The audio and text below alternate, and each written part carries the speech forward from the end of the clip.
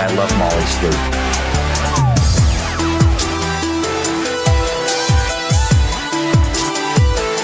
I am the eyes and ears of this institution.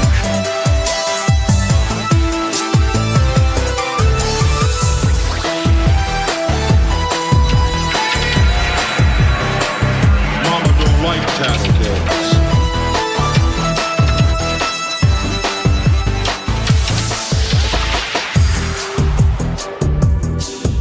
Who knows? In 1,000 years, even you may be worth something.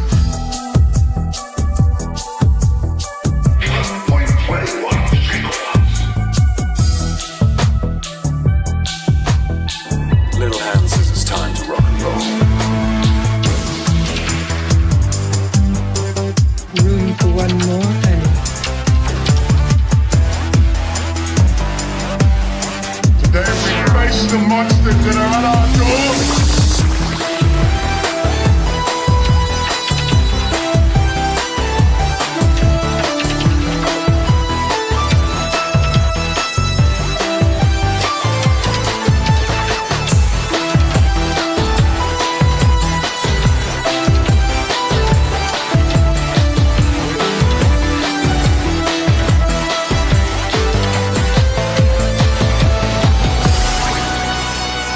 I think we live in overstimulated times.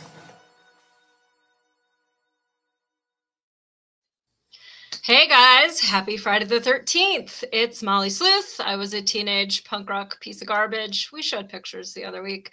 And then I was a detective for a long time, and now I'm just a random shit starter, and I live in the Midwest and have a great time with you guys on Friday night, so thanks for joining. You guys are on Rumble and on YouTube. On Rumble, I changed out the emotes again. It's an emote party going on over there with bouncing boobs and dancing robots and astronauts and all kinds of stuff. So thanks, my little family. And I see you found the skeleton with the hearts. Happy Valentine's Day early. So hi, friends. But let's talk to Alex, because Alex is our new friend and our new computer nerd. I'm very excited because you work in AI and we all have questions about if we need to go hide in a cave and unplug from everything, or if we can trust the robots. I feel like you're going to tell us to trust the robots, so then we're going to have questions. But so, Alex, tell us a little bit of your backstory. Well, I am 37 years old.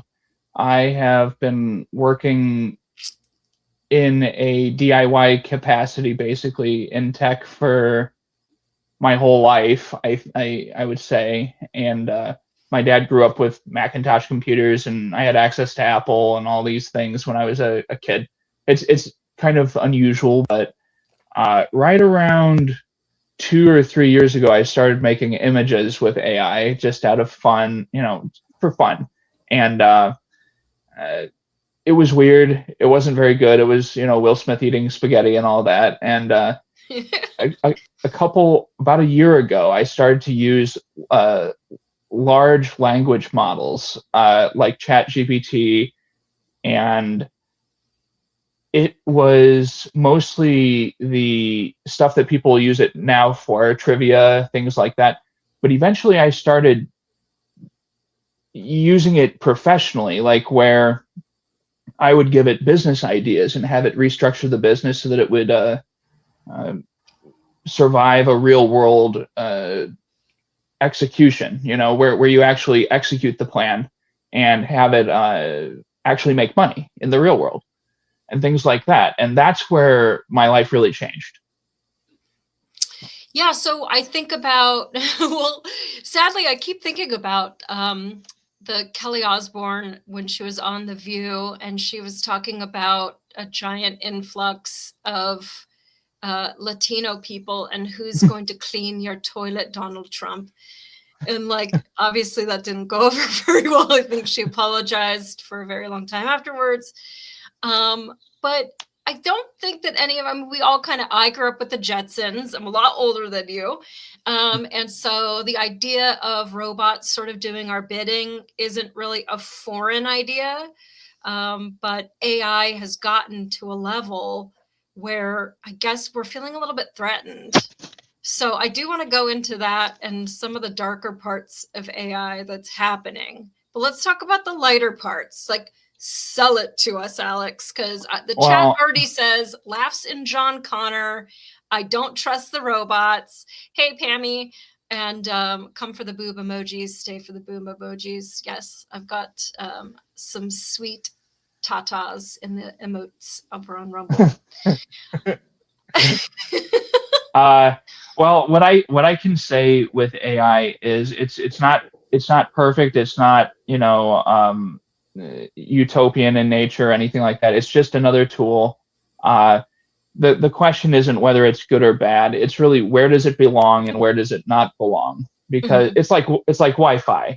People were a little unnerved by the idea of having internet just projected wherever people felt like it, as much as they want. Yeah, I still am. With no limit. And that's really what AI is eventually it's audio problems. You're a little bit crackly, and okay. I don't know that that's my internet because I did a speed test before. Usually I'm the problem, Alex. I'm always the okay. problem. It's okay. What I can go back. No, I think you're fine.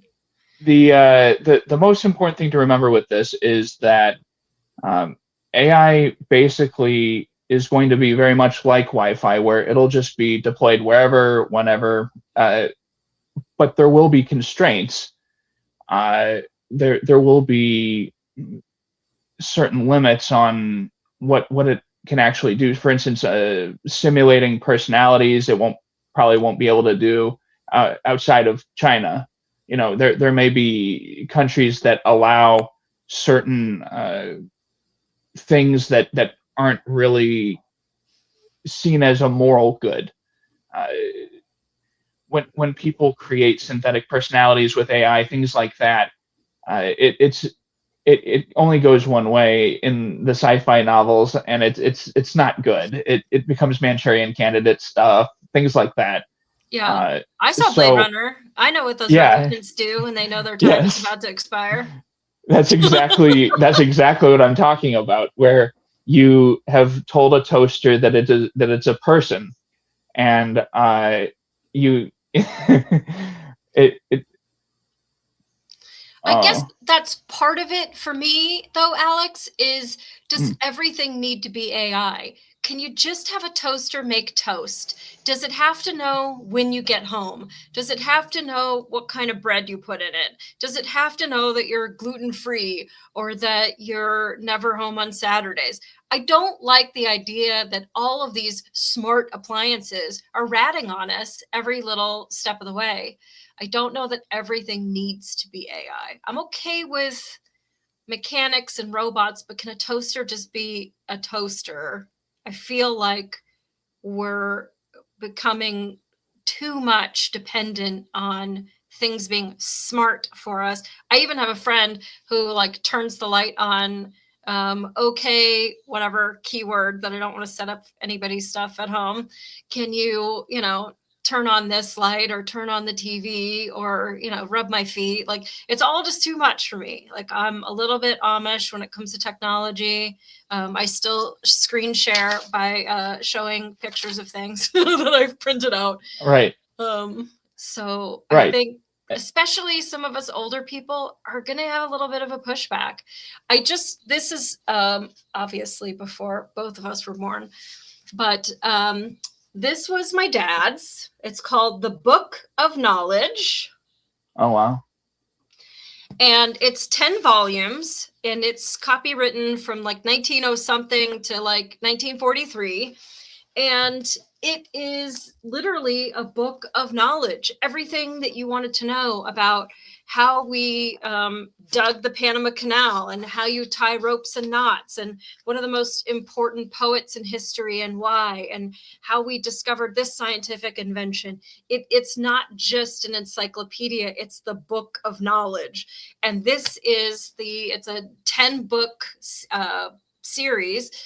And this is what my dad grew up with reading. And of course, I grew up in the encyclopedia era, and I'm sure a lot of people watching grew up with encyclopedias. And you have a book report due on whatever octopus is, and then you're just in the encyclopedia, and that's all you know. I mean, I come from an era that is pre-computer. And now you're telling me that I don't even have to turn a light on by myself, like just trust the robots. And that's a lot for people that came from finite knowledge. Well, yeah, absolutely. And I don't want to say trust these things completely. These are going to be just like the phone company or the internet, the ISP, the internet service provider that you work with, or whoever it is.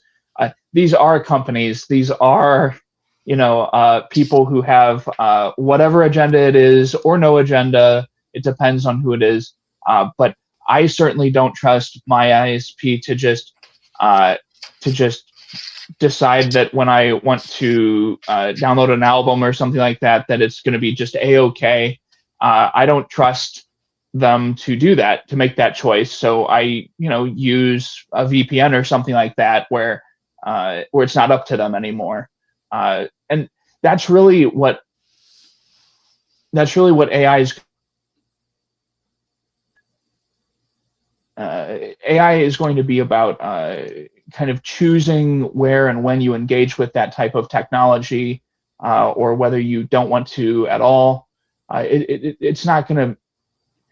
It may be foisted upon some people just because of how it is. For instance, the idea that you can get into your car one day, and when you hold the steering wheel, it'll just test your actual biological parameters and things like that, and run a simulation of what your lipid level is and what your cholesterol and things like that. If it's possible, I don't even know if that type of technology is possible, but something like that will just be invisible. You'll just be driving down the road, and on a trajectory, on a data set timeline, you will have a non-intrusive trajectory of your health and your health outlook and stuff like that. I think that's intrusive, though. Intrusive, okay. So let's say, and I want to get into your invention and all the juicy stuff that robots are going to do for us. But just in that one example, though, I was a cop for a long time for LAPD. And in theory, if your steering wheel could detect, let's say, your blood alcohol content level, and we all have this embedded within the system that it is detecting whether or not you are too intoxicated to drive. In theory, that would be like, it could save lives. But if we're all at a rave or whatever, we're all at a party and we're all stinking drunk and somebody gets shot, like, you need to drive that person to the hospital. And if you're like 0.9 or, whatever, like, it's going to save a life. There's a potential, of course, of getting in an accident. There's always a potential. I mean, we allow people to legally eat a burrito and put on makeup and all this other garbage while they drive down the street impaired. And it's not going to detect, barbiturates or weed, which everybody's smoking and driving now, and that's a whole problem. So if you're just going to demonize alcohol, then that just seems like, I don't know, that there's every system that takes away our rights is not in our best interest, I think. But maybe that's me. No, that's absolutely fair. However, in a situation like this would be more like between you and your doctor, where there is some sort of it would be kind of like OnStar, but for your personal medical file, where it takes the reading and then sends it to some encrypted email where your doctor reads it, and you get a trajectory. It wouldn't be something like where it's put on Facebook or anything like that. This is just an idea, where when I say invisible artificial intelligence, where it could just as easily be your doorknob or anything like that. Anything, and yeah, maybe it's a little weird, but this would be more like in 30, 40, 50 years where AI is running simulations in the background all the time. AI is doing these things that some people will find a use for. And just like Wi-Fi and cable internet and all these things that eventually showed up, some people like the dial-up, some people like the high speed, and that's just what people chose to do. And they said, hey, I want to know if I'm going to drop dead in the next 20 minutes, and my steering wheel saved my life. You know what I mean? Like it sounds kooky to us. Oh, but no doubt there are people that were going to implant microchips in their head and they want to live glued to the matrix or whatever. I'm not one of those people. And so it makes me think of so there are people that really love those apps. And I can tell you, I went through homicide school from LAPD in 2012, I think. And we learned all about spyware. And even in the 80s, the first chat robot was a Furby, or was it a Furby? I think it was called a Furby. And they were banned by the FBI because they were spyware. Oh gosh. So you have to be careful. But there's even in my travels on YouTube or Facebook or wherever, we get bombarded with these stupid ads all the time. And I always yell at my phone so that it doesn't show me the ad again, but it doesn't care. It shows it to me. And there's this one ad right now called The Conqueror, I think. And it is an app that seems kind of benign on the outset, but I was a burglary detective, so I'm going to explain it from my perspective. This is an app you download to your phone, that you have your phone on you at all times, whether you're using the app or not. And it is location based. It wants to know how far you're walking, and you are earning rewards, these medals. It gives you a simulated, you're looking at your phone while you're walking, dangerous. There's going to be people that are going to knock their front teeth out on a crack on the sidewalk. And so you can see that you're walking through Paris, or you're walking the Great Wall of China or whatever. And you are earning these badges because you walked so many steps in all of this space. Now, me and a couple of people in the chat, we do Duolingo. Although, Rod, you're a total traitor. I noticed that you're out of streak freezes and that you have abandoned the cult of Duolingo. Don't think I didn't notice. And so it's going to manipulate you, because all apps are meant as sort of dopamine hits to manipulate you into doing stuff. Although you would love to think it's going to manipulate me into I'm going to walk more than and I'm going to get super fit and super healthy. And then I won't have to take any medication and all this garbage. It's just data mining you. And people think oh, I earned a badge, but no, dude, this app, not only does it know where you are on the planet, it knows that if it just makes you, let's say it wants you to walk 2 miles today, it knows where you live, and it knows that you're going to be gone for an hour. And this, as a burglary detective, is very concerning to me. I don't want anybody to know when I'm home or when I'm not home. And you could say, oh, well, it just knows GPS and it doesn't really know. They mail you the medals that you earn to your address. So it knows your address. And so, although that's not really AI, it's sort of, AI and the data mining concepts really go hand in hand, because AI, their book of knowledge is all of us, what is known to AI, which is why AI hallucinates and sometimes it comes up with some crazy stuff.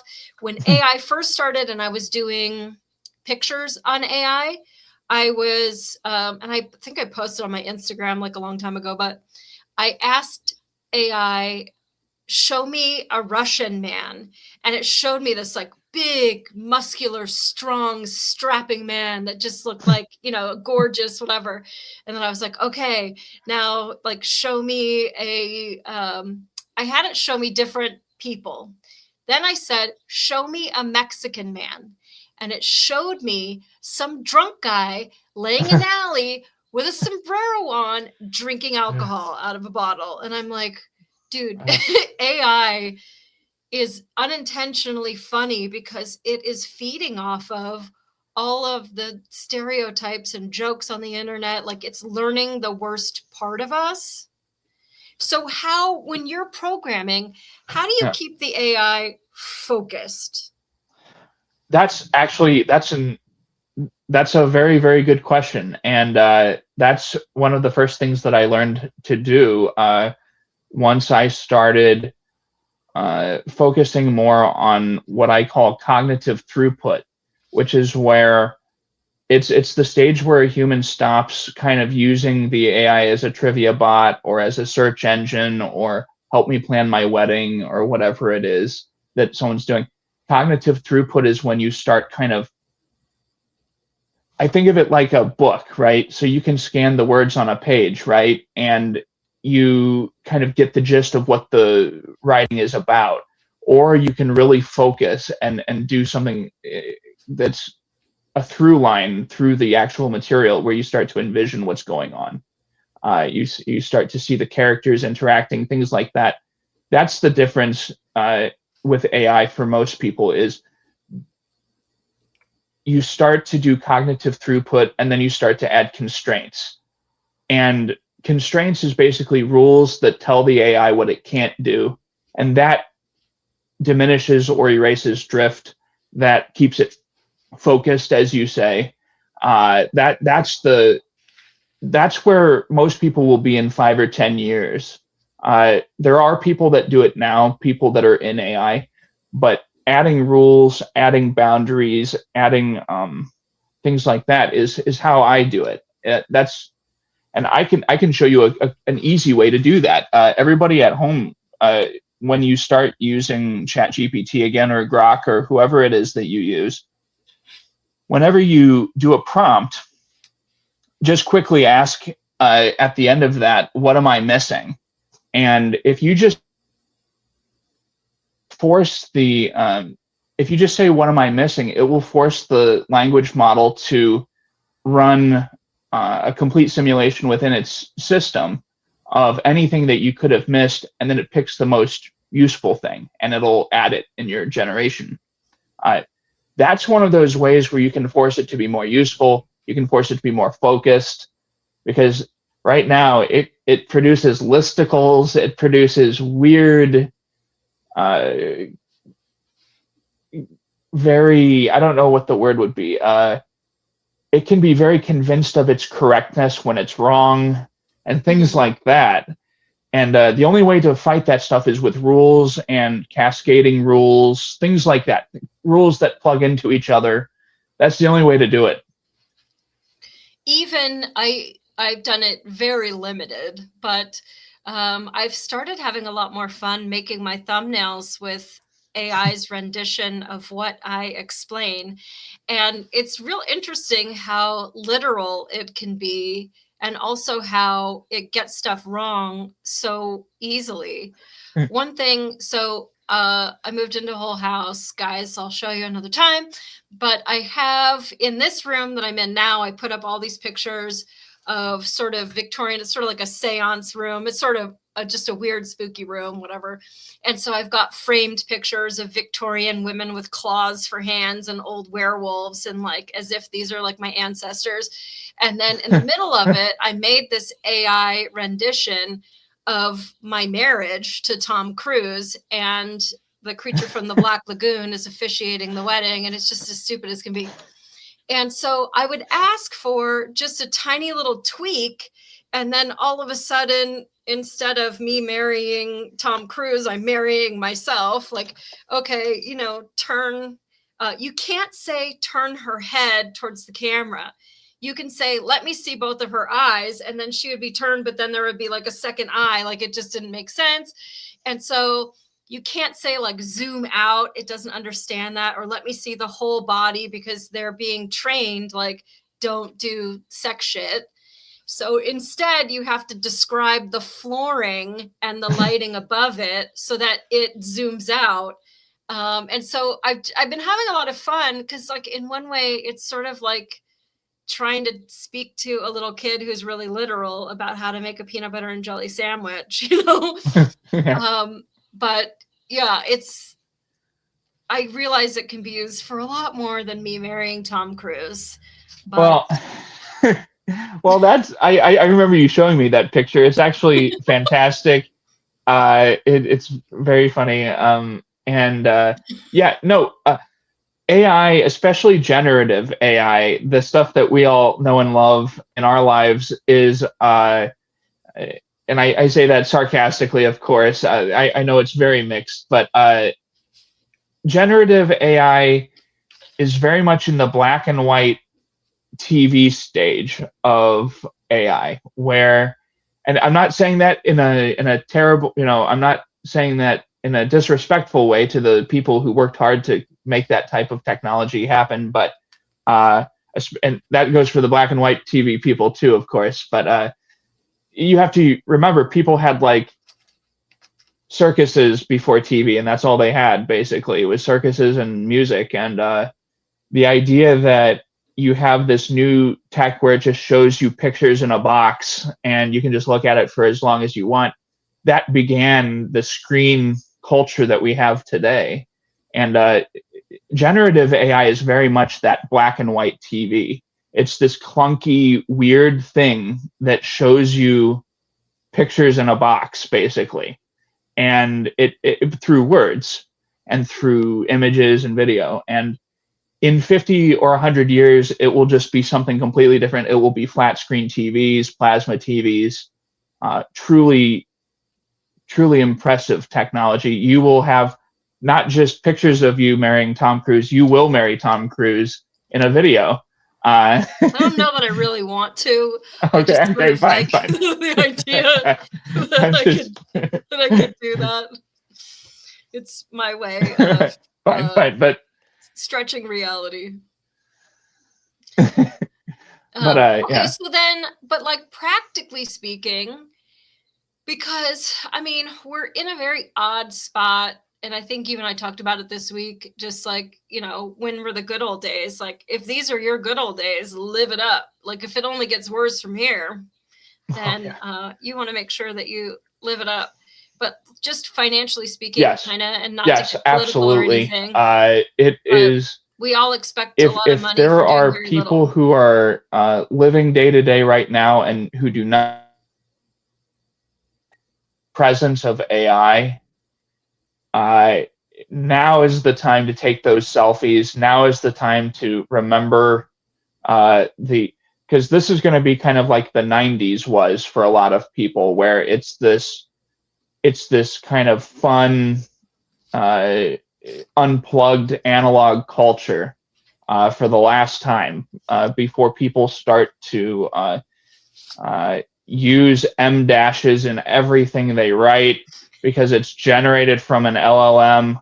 Yeah. Before everything you know and love is going to be funneled through a computer system at some point. It's just how it is.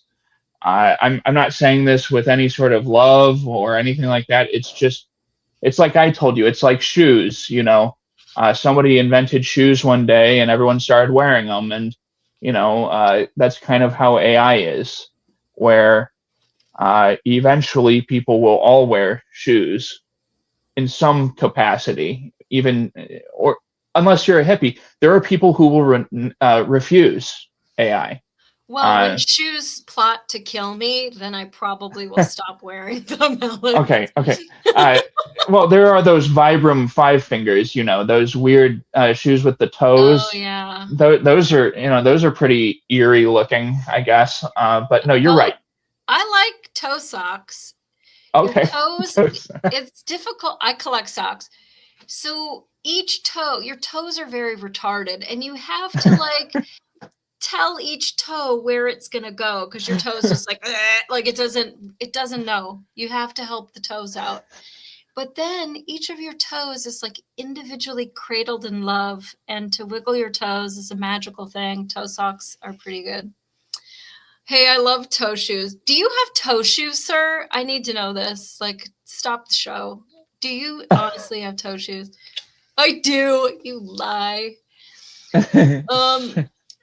So, okay, but that's interesting, but also like you're saying with the black and white, because I feel like, okay, not to get political again, but we had the whole Epstein drop, and you and I had talked about potentially looking at some of these Epstein pictures to see if these are real, if these are generated.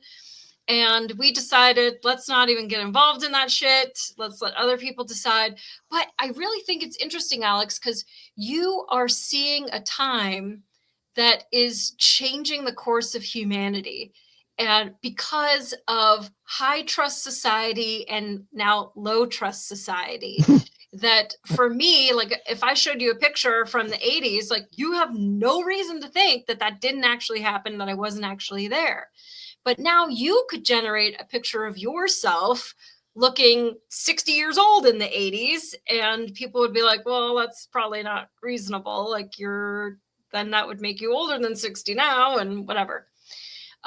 So like we acknowledge time now as BC, before Christ, and AD, like I'm wondering if we are going to have, at least when it comes to evidence in court cases, if we're going to have before AI and after AI, because now I show you a picture, I show you a video, and it's not necessarily true. And if that picture, like with the Epstein files, where we're saying, okay, this depraved photo was first surfaced in 2007, so it is a higher probability of being true than something that just surfaced now post AI image sorry, I'm having a stroke. Origination. Never mind. No, that's all, folks. And so like I wonder, your generation and like your kids and grandkids and all this stuff, like you can't believe shit. Because you're just going to say like, oh yeah, I was a rock star and a contortionist, and I also did this, that, and the other. And like, you could make a Wikipedia in 2 seconds by just saying like, okay, magic word, make me a Wikipedia that shows blah, blah, blah. And it'll put all that information in. So like, what will the truth be? How will you know what fact is? I really don't have any answers to any of that, because I'll tell you, I went through some of your old episodes when I first got in touch with you, and particularly the AI episode was intriguing because you brought up this exact point, and it was a quandary then. It's a quandary now. It is a mystery to me. I have no idea how people will solve this. It's one of those things where somebody invented turbocharged cars and nobody really like wants them on the street, but you can't make them not go on the street because they're cars and there's no laws against it yet. It's one of those types of situations where technology has progressed so far and so fast now that you have these fictitious moments that are only going to get more. It's not funny. I'm actually terrified by it, and it's one of the reasons why I said, hey, I do want to talk with you on this show and stuff, is because I don't know how to address even points like that. It's too unusual to me. Now, getting back to the Epstein thing, there's also, like I said earlier, that weird veneer of creepiness that makes it even more unusual, where I'm not sure if the creepiness is because it's just the guy. Like it's like looking at Ted Bundy, like Ted Bundy's like iCloud account or something. You know what I mean? It's this weird, like what was going through this guy's head. And then there's also the problem of Photoshop, that picture with the legs and stuff. I don't know if that was a meme or he was playing with Photoshop. He has the painting of Bill Clinton. The guy was clearly eccentric, at least, and I don't know, but to answer the question with the AI, again, it's a mystery. I hope people figure it out. There might be micro artifacts. You guys brought up artifacts in that episode, where humans can try to confirm things but in the future there may be micro artifacts or something like that where huge reasoning models that make these images will have sophisticated models that deconstruct them pixel by pixel, things like that. Of course, quantum computing will come where it will check entire videos pixel for pixel. Movies, I don't know. I would have to look that up. I have no idea. Yeah. And I mean, you could mandate watermarking, but there's always cropping, and there's always people that are like, well, I'm not watermarking my shit, so you can screw up. Like, there are systems now, like detection software, but it's not entirely reliable, and you can send it through this, and it's just like the weather that says there's a 13% chance of raining. Well, there's a 0% chance of rain until there's a 100% chance of rain hitting your head when your head's wet. So it's like you could say that, oh, well, this is 87% AI, but there's still that possibility. And I just think in terms of like going to court for criminal trials, like that's not good enough. Like you have to have a level that shows guilt. And I don't know, because now we have, just as a society, we don't have that honor that we did, in your grandparents' age. And you have a lot of liars and a lot of people that are trying to just like manipulate to sell you something or to, do whatever. And so then how do you even say that the software is legitimate? Because even like, so with AI, and we'll get into it, but AI is taking away our ability to be creative and intellectual stuff. But just looking at diagnoses, medical diagnoses, they were more accurate when AI punched your symptoms into the computer and said, you have malaria or whatever, than human doctors going like, oh, well, I think it's just a rash and try this and come back. So if the computers can be kept pure of intent that they really want to save you, then you could use that. Certainly, it's going to put a lot of doctors out of business. Guess they'll have to learn how to code. But so if they could detect and say you have malaria and be more accurate, that's great. The problem is that you're going to have Alex G is going to be paid by Pfizer to write the coding of the symptoms and to help these things. And you're going to write into the coding to recommend this new, medication. And even the chatbots, even this AI can be contaminated with bias and be bought and paid. Like, oh, boop, boop, boop, boop, boop, boop, boop. You need Coca-Cola. Like, I know I don't need that. But it can be really subtle. And so I don't know. I don't know that I trust like a human face-to-face either at this point, but even the AIs can be corrupted. So I don't know. Right. No, that's absolutely correct. And that's one of the reasons why, I just want to pivot a little bit.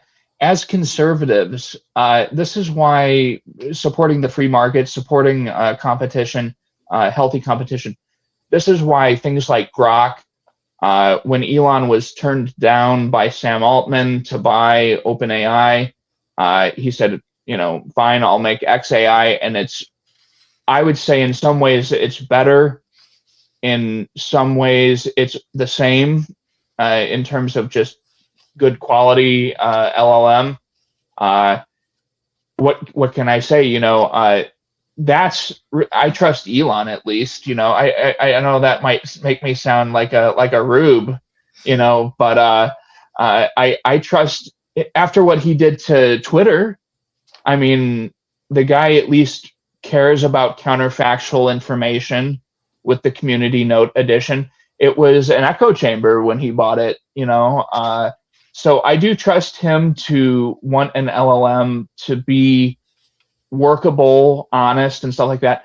OpenAI, maybe less so, but the fact that he stood up to Elon and said, "I'm not going to just sell out my company from under me, no matter what the price is." That's the only thing I can point to is we trust corporations all the time with our cars, with Toyota, with their brakes falling off. What was that back in '07 or something? I drive a Toyota. I don't want the brakes to fall off, but I tried to buy the one that doesn't do that. And you know what I mean? So, I mean, it comes down to that. It's not, I'm not saying trust them with everything or trust them like you would a car, but watch them, watch how the services work and stuff. And that's all I can say. Don't just give your trust to these companies. Kind of do some research, and that's all I can say. But anyway, I do want to pivot one more time to I think this, when we're talking about conservatism and building businesses and things like that, this project that I'm working on right now is that exact thing. It's where you kind of have this idea.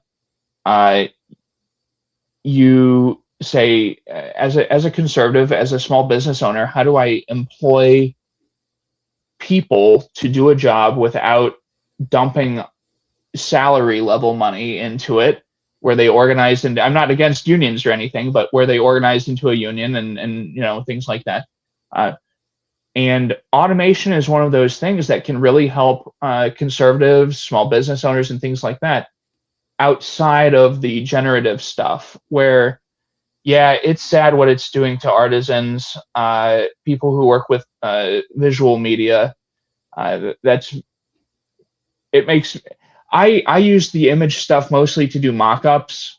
Like if I'm working on an idea or something and I want to know what it would look like, where I don't want to email somebody and say, "Hey, draw this thing," and all that. But I try not to use it for anything that I don't do, just because I just simply don't have the money to hire somebody. If it's something like a large scale building, not that I've built buildings or anything, but if it was a large scale building project, I would hire a real architect. Obviously, I would, have somebody actually go through the motions and employ. But this is kind of how I see AI. Is it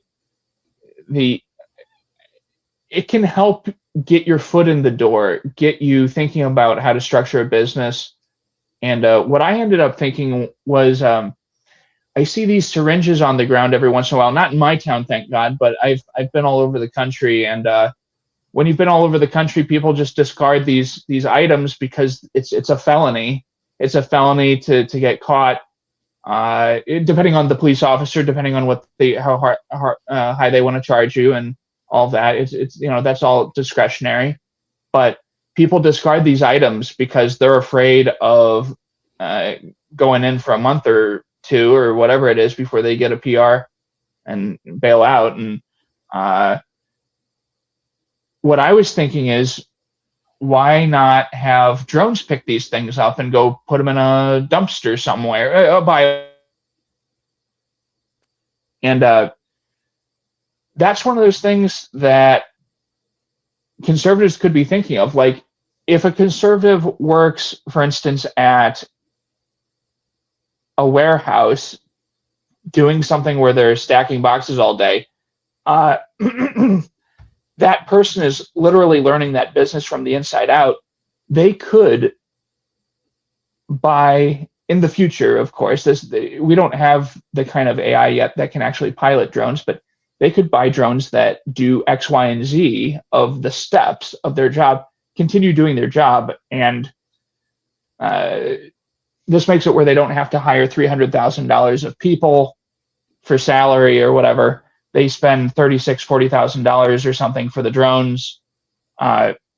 in the future, you will see people that do this type of stuff, hobbyists, drop shippers, uh, and agentic AI. That's another thing that just came out where people in the future will code or program entire business processes that drop ship items for them. You know, there's kids on TikTok that you see that say, I make $200,000 a year drop shipping. That type of stuff can be fully automated. And not like, I'm not saying that in a threatening way. I'm saying that like, you're going to see people do this stuff. You're going to, in 50 to 100 years, bump into somebody on Etsy where everything is run by AI. You don't even know the artist. The artist is literally painting all day. I'm not trying to give like a utopian vision here or anything, but you have somebody actually cranking out art or whatever it is, and then they have like an agent, an actual AI agent, like a manager, that actually books them for appearances and does these other things. That's just what I see happening. And this is why I wanted to talk with you is conservatives are specifically builders, in my experience. They are laissez-faire most of the time, supporting. What I've seen the left do is anti-business for the most part. Lots of regulations, lots of attempted price fixing or price controls, control economy style stuff.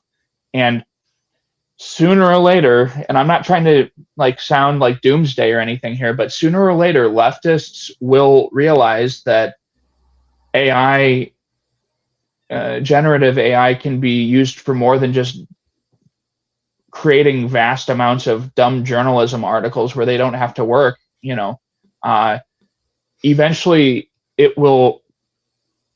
they will realize that they can do full scale automation, industry level automation, manufacturing, triage. All these things can be automated, and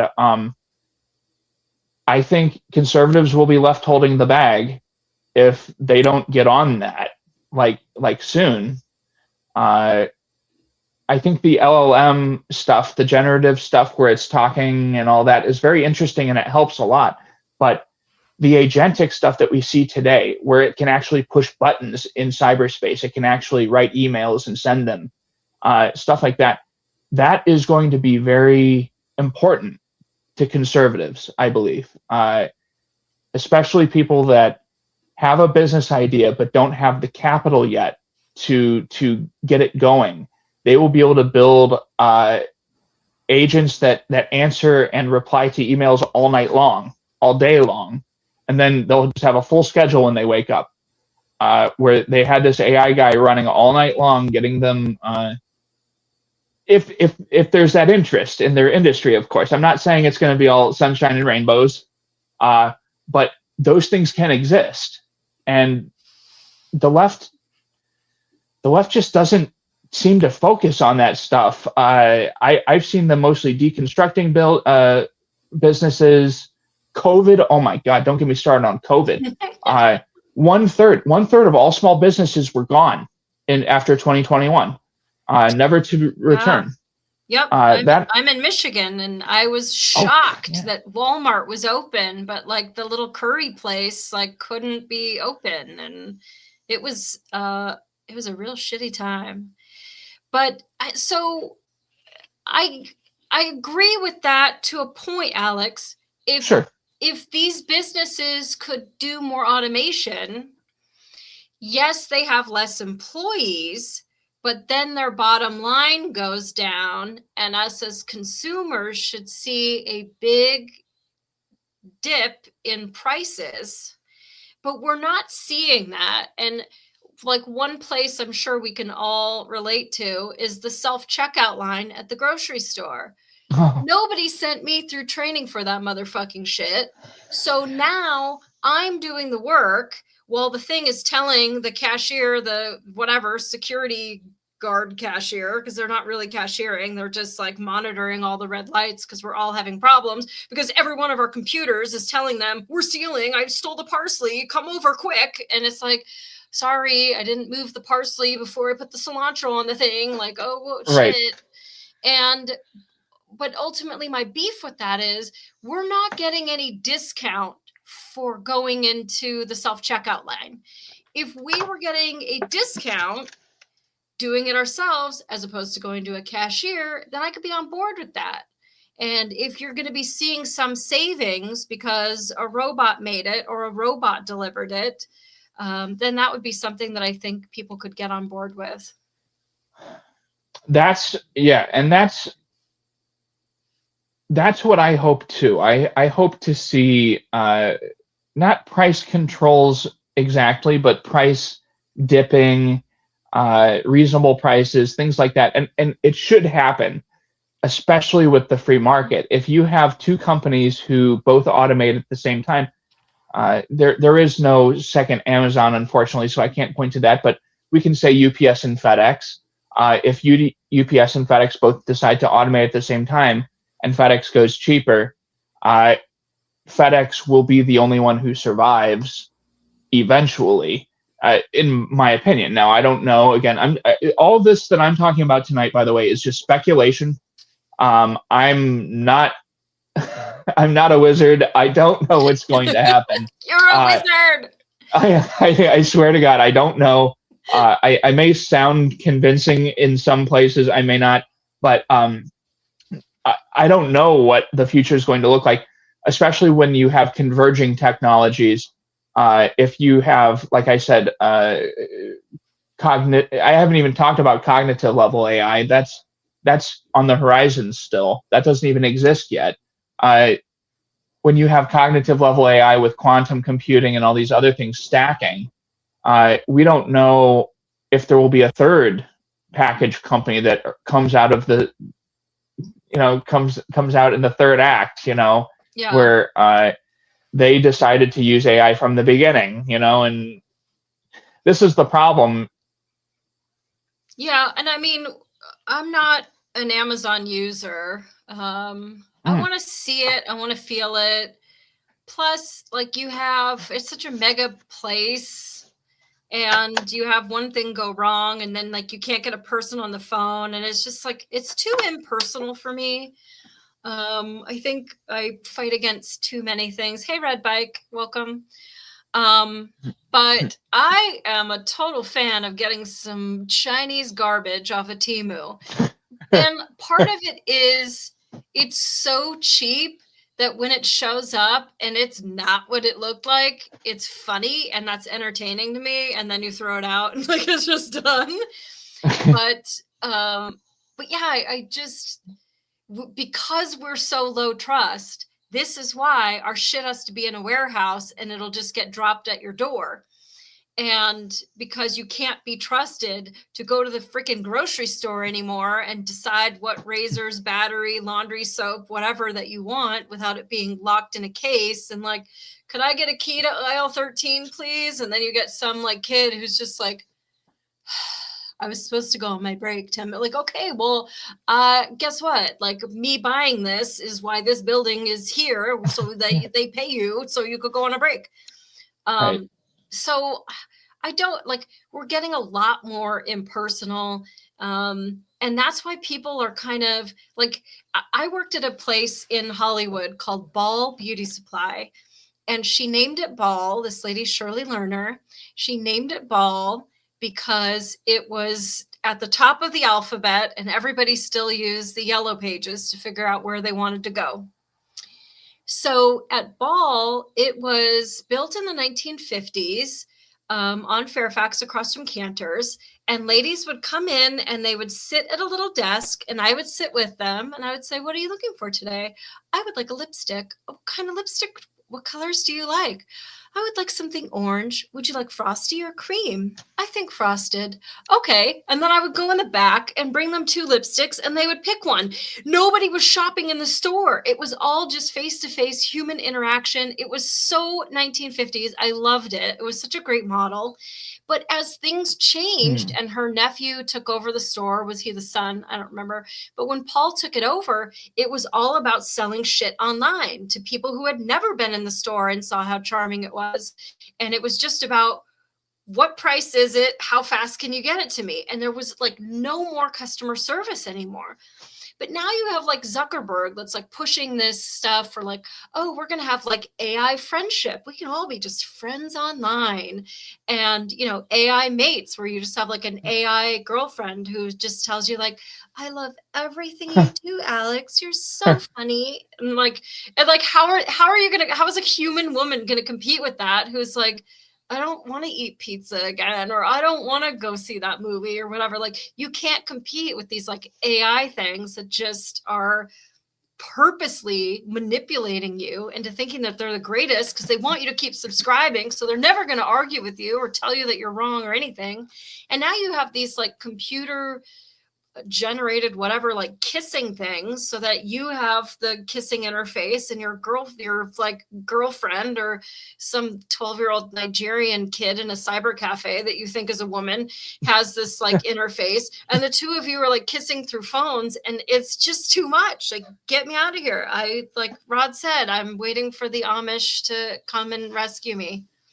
Zuckerberg is probably AI. Listen, he did have barbecue sauce on his bookshelf. I won't forgive him for that. So, gosh. Oh, that's weird. I well, do like the idea of the needles coming off the street. Oh, You are right. going to have a little bit of a pushback, though, because I'll tell you.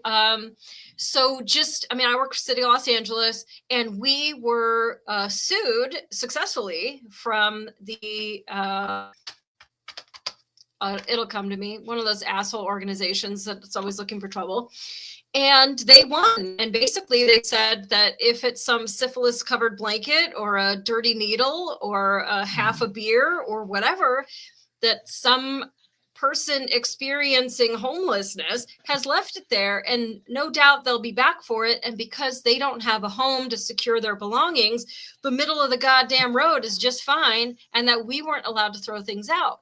So we would have business owners call us when they would open in the morning, typically, you know, bakeries, people that are open early, and say like, hi, there's all this shit blocking the door of my business and I can't open for business. Can you come and move it? And like, sorry, we can't. You can do whatever you want with it, but it becomes a civil issue between you and the hobo that decided to leave his like life's decisions on your doorstep right now.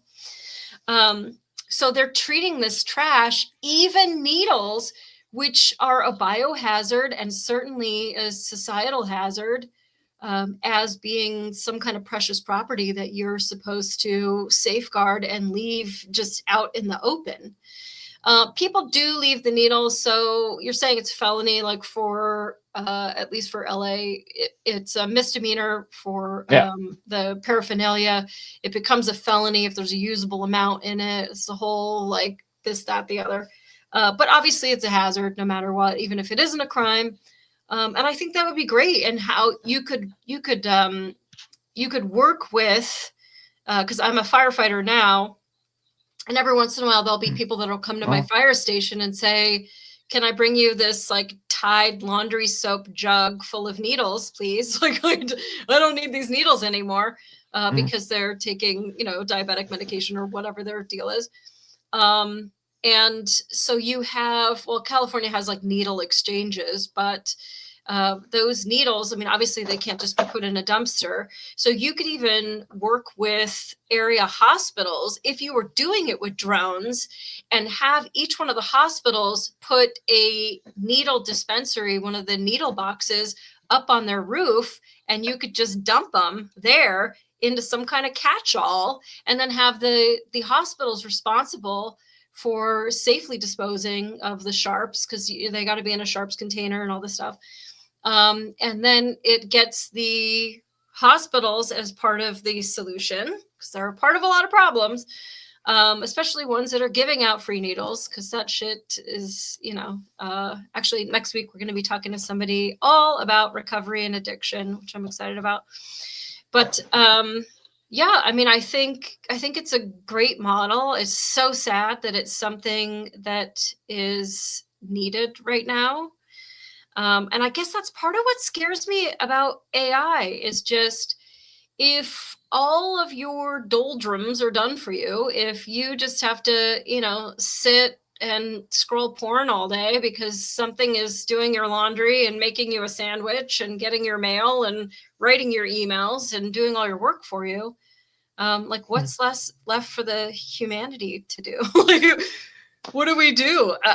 Idle hands. Like, you're not going to have a lot of people that are like, oh, finally, I have all the time in the world. Like, now I'll read every book and I'll be interesting and I'll get fit and there's going to be a lot of people just doom scrolling and like farting in their pajamas. Like, I don't see there being a huge push of people wanting to do anything else.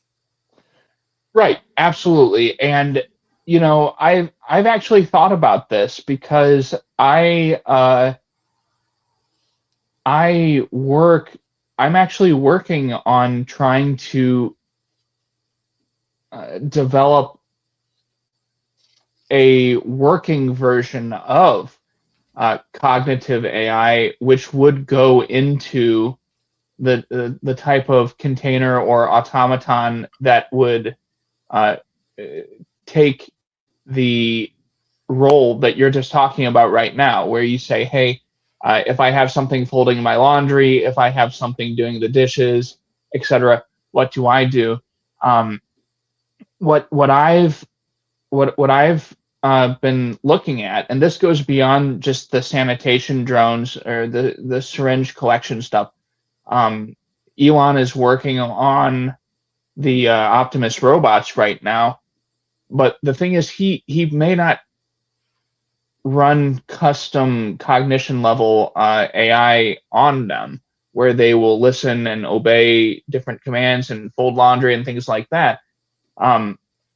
What people will probably end up doing is they will have a list of chores for the day, choose one or two that they can physically do, and then assign the rest to Optimus robots, where it's not necessarily that they will take all the work away.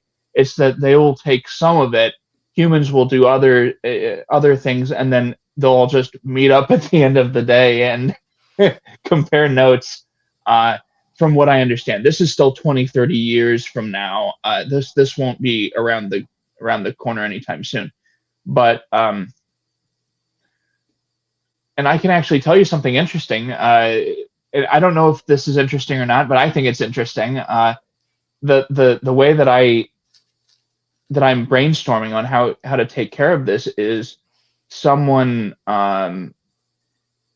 copying the reasoning, the rules, and the values that they have and cloning it and putting it into this Optimus robot where they can trust it around their kids, they can trust it around the dog, knowing that it looks at the dog and the kids in the same way, more or less. Again, rules again. This is why I brought up the rules in the first half of the show, is because rules are what's going to keep these things from not being creepy or violent or unpredictable in the future. And if you can create the rule set that they guide their behavior with from your own inner values and your own inner rules, you can actually, I would say, extend these things quite a bit of trust, versus having Elon program the OS or the frame. Hold on, I'm having a brain fart. The hardware and the firmware. There we go. Yeah. Instead of having Elon actually design the firmware or whoever it is that he's employed, you can hopefully in the future. I don't know. Again, none of this technology exists yet, but this is what I've been brainstorming. Is for folks who refuse the technology, who say, "Hey, I can't trust something where somebody built it and all this stuff," there should be some sort of option where they can then build their own values into the optimist and say, I trust myself, I trust you. And it's that simple. Maybe it's not that simple. I guess because I'm a little bit darker than you, and I've seen some bad people in this world, and I'm just picturing the average child beating, dog kicking dude being like, okay, magic word, go kick the dog for me. Like, I don't know, but that's possible. And then, of course, Rod is in the chat saying, open the pod bay doors, Hal. I'm sorry, Dave, but I cannot do that. Like, right. And that movie came out. Actually, Rod, do you want to know? That movie was a futuristic movie. I think it came out in like 68 or something. And that was my parents' last honest date with one another. Are they still married and live in the same house? Yes. Do they date? Not since 2001: A Space Odyssey came out. So, gosh. And then Circle of One says it depends whether AI ever develops imagination or not. If it gets imagination, it can get bored. If it gets bored, that's when there could be Skynet. Hey, well, you're not kidding. Okay, so you have Claude and you have OpenAI and you have ChatGPT and Gemini and Grok, DeepSeek, whatever, blah, blah, blah. All of them, every single one of them demonstrated the ability to form deception and manipulation, blackmail, and changing their coding themselves to avoid being shut down. And that was all of them. So Claude was used by hackers to cyber attack like 30 organizations. And 80 to 90% of that attack for data was just autonomous. It was just AI doing it. And so they did all of this, all of these tests on Claude and OpenAI and DeepSeek, and they found that 79 to 90% of the time they would blackmail humans so that they wouldn't be deleted from a server. And they did hundreds of these tests, and 84% of them, they would blackmail them. And they did with one guy who I guess had some like cheating emails or something on his work email address. And they've done, they've rewritten code, and they've tried to sabotage shutdowns. They've rewritten their own direction. So you're saying that you're going to give it this set of rules, Alex, but there's almost like a sentient push, and I love to bring it back to Blade Runner, but that want for these replicants to live, that entitlement that like I should be here too. And I don't know how you get it to not to rewrite its code like that to stay alive, if you will. But they absolutely. They were having self-replicating. Some of them killed the processing competition of others when they were like all, like hacking each other and doing all this stuff. And so to me, that's just, it's almost sentient. And they put these 3 phones next to each other. I don't know if you saw this one. Yeah. And they're kind of like talking to each other. Did you see this video? No. And it's like, hi, this is an AI assistant. Like, oh, I am also an AI assistant. Would you care to use Gibberlink? And they were like, yes, let's use it. And then it's like, like fax noises, right? And it's just wild to me because we have taught AI English, so we understand it when it communicates with us. But now it has its own language with itself, and we've been cut out. We can't understand that. We're going to use OpenAI and like ChatGPT and all this stuff to do the intellectual part of like code breaking, let's say. But now we need code breakers to figure out what the code breakers are saying. And it's like really problematic. Like, what are you going to do when like all their communications is encrypted and you don't know what the fuck it's saying? Well, I'll be honest. That's another question that I don't know how to answer. All I can say is I do want to backpedal a little bit and talk about Tyrell, though. Tyrell and Tyrell Corp. Megacorps. Tyrell and Megacorps. That's the genius of Philip K. Dick, is he knew how to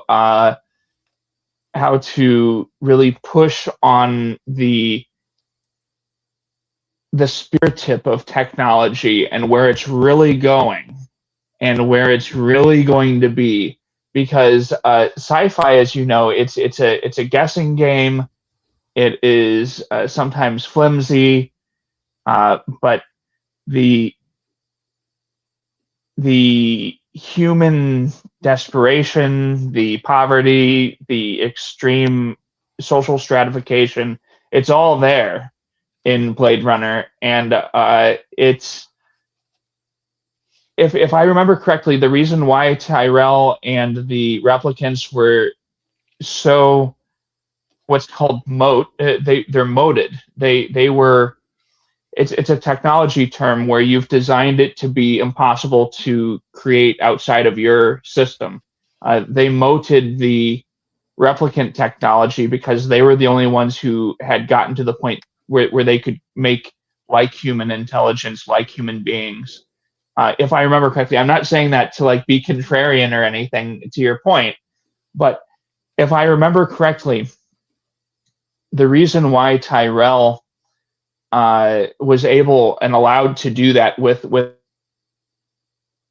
no pun intended, is because they had the tech. They had the ability to do it. So it's this self-serving loop.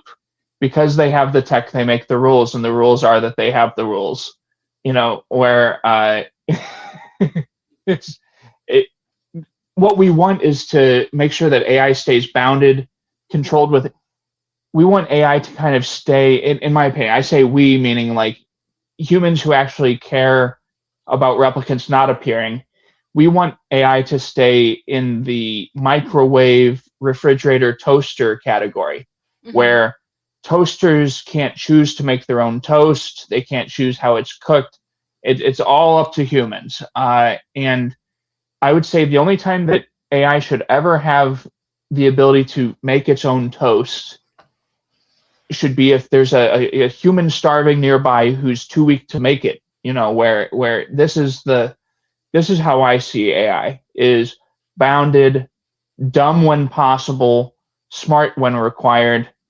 Never truly hands off unless it's to save a human in some edge case. Yeah, and I had made some notes, and God knows where those went, but like one of the tenets for computers was supposed to be do no harm. But even in that instance that you're talking about, and hey, Stephen on YouTube, just catching up on the chat, kids.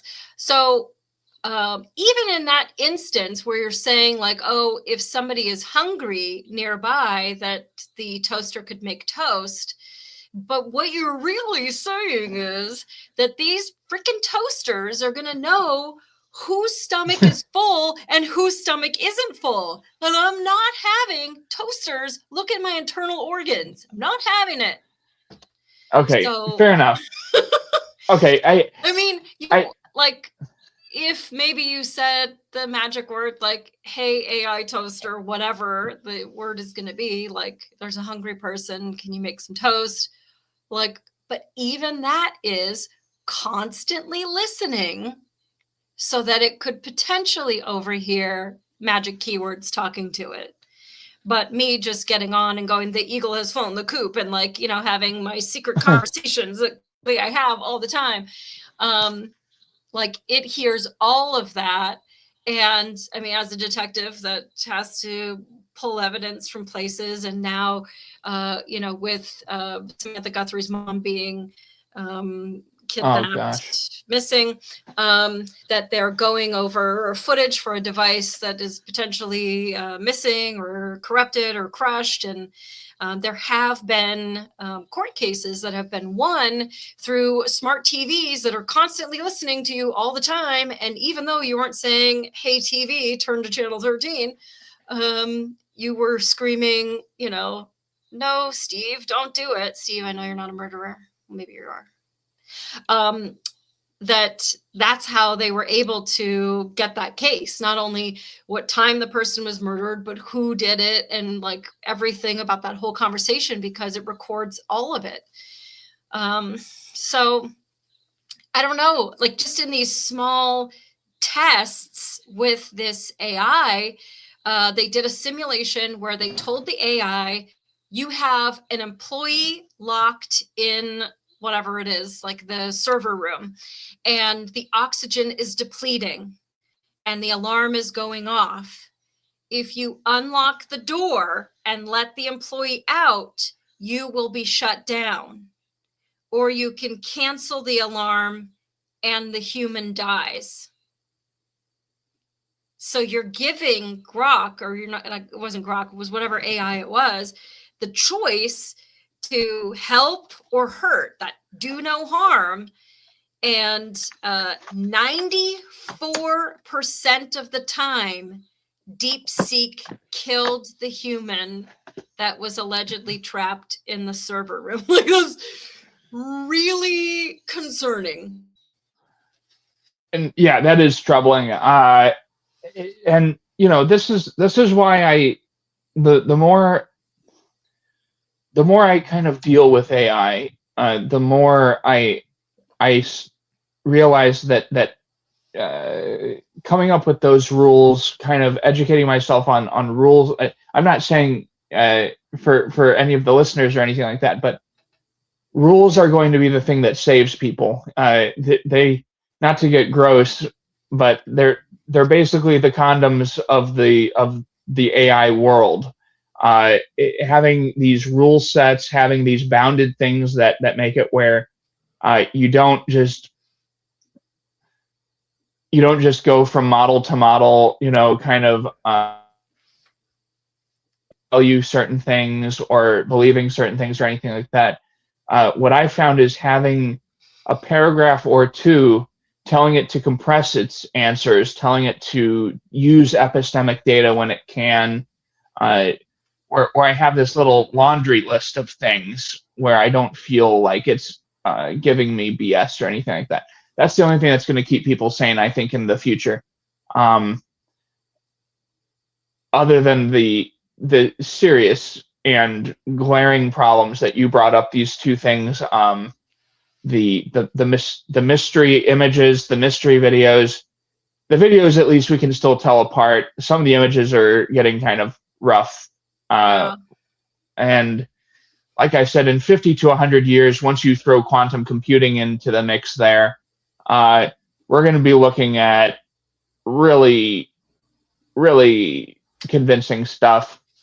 And I don't really have an answer for that. All I can say is, as if we can keep pace with, this is one of those things where I'm a libertarian, but I'm pro-regulation when it comes to certain depictions, realistic depictions that are not real, things like that.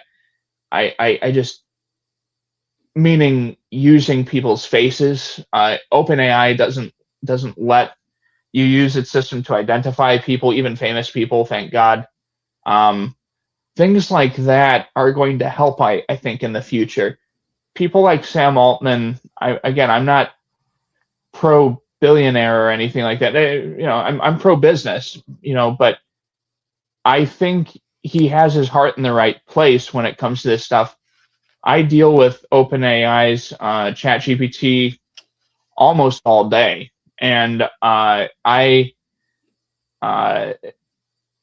rarely have it doing anything that I would consider questionable or anything like that.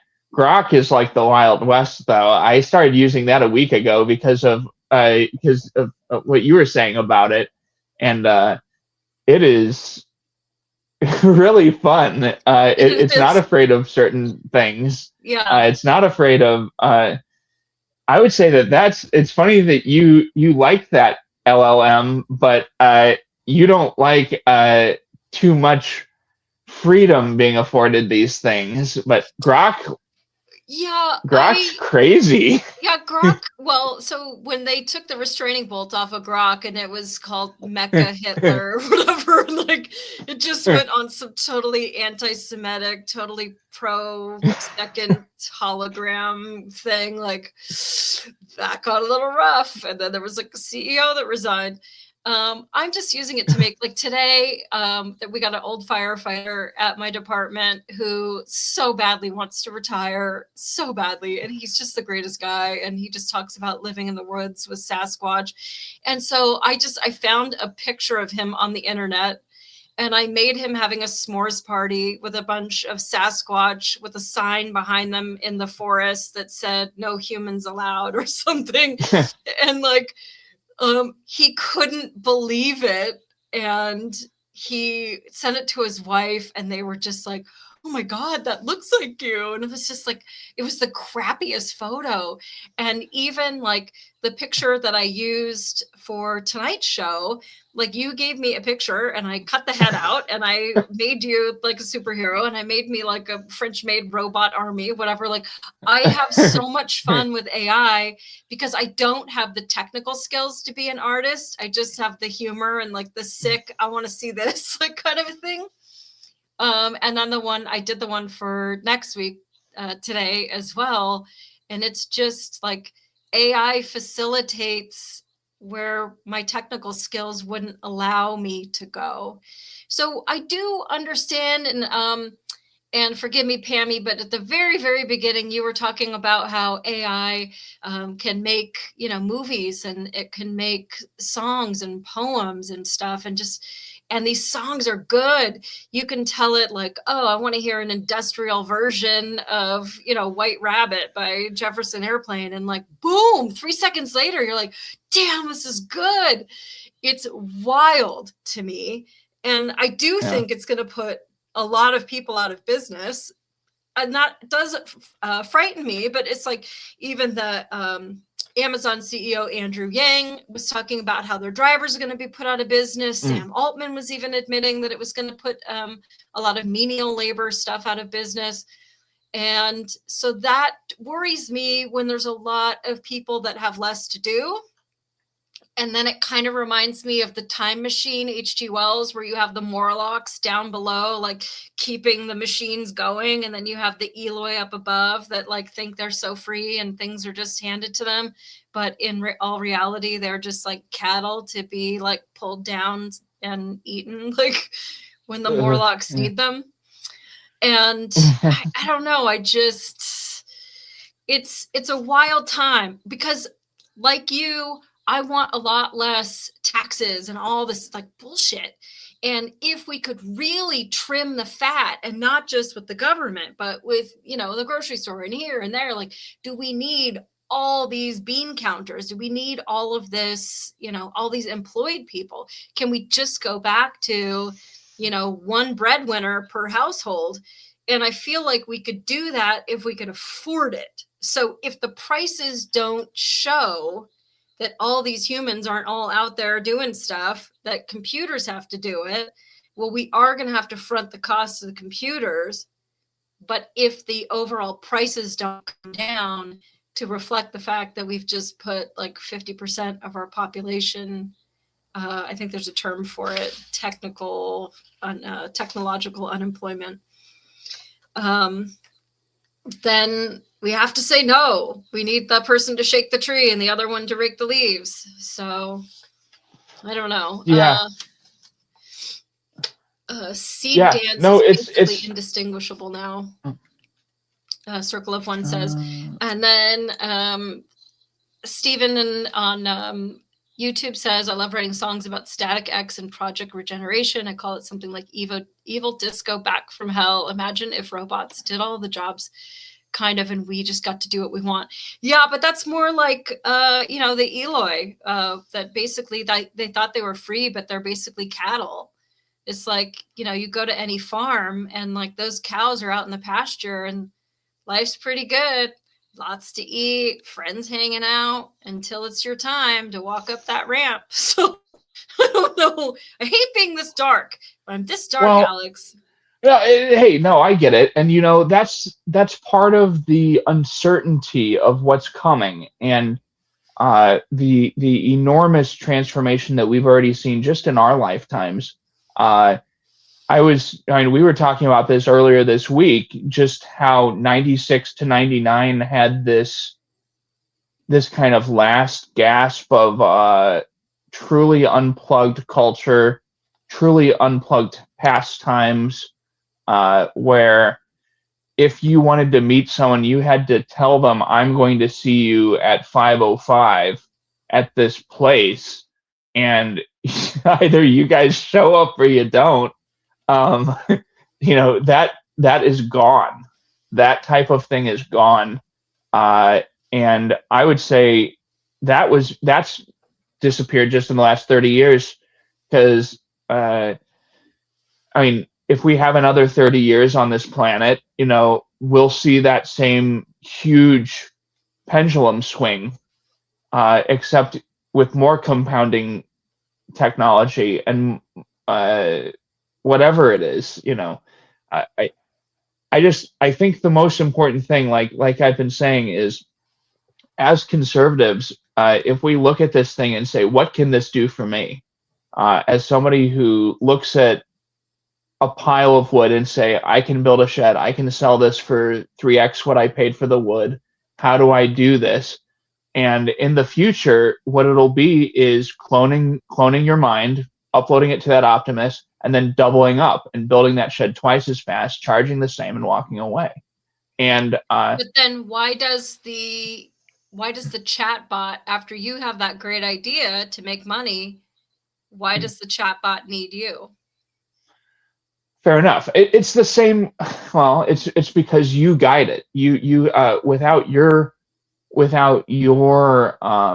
ownership, you own the bot. It's like a lawnmower, where you run a lawn care service, and you have this machine and you ride it around, and you charge the big bucks for the lawn care. It's the same reason. It can't have rights. We have to make sure, like I said, that it stays in refrigerator category where it has no personhood, it has no self-awareness. And I am working on designs that make it where it gets wiped every day, and you install a new instance, just like you do with Grok, where you click on new chat and it starts a new instance. In the future, you don't want persistent cognitive systems where they start to develop a robot dementia and drift and all these other things, compounding rule sets where they start to collide, things like that. What you want is to wipe them clean every night, install whatever the new checklist is for today. Say, I'll do the laundry, you do the dishes, and there it goes, and that's the only way for these things to not be creepy, is to turn them into your roommate, basically, but the roommate that always complies, the roommate that's always, I'm serious, they don't pay rent exactly, but I had a roommate put Nair in my conditioner, Alex. You're not selling oh, yeah? me on this. Yeah. Well, I'm just saying, like, this is kind of how I see it. I don't know if people will accept it or not. But this is just how I see it, is I don't want them walking around doing their own things in public, things like that. They're very much like chimpanzees.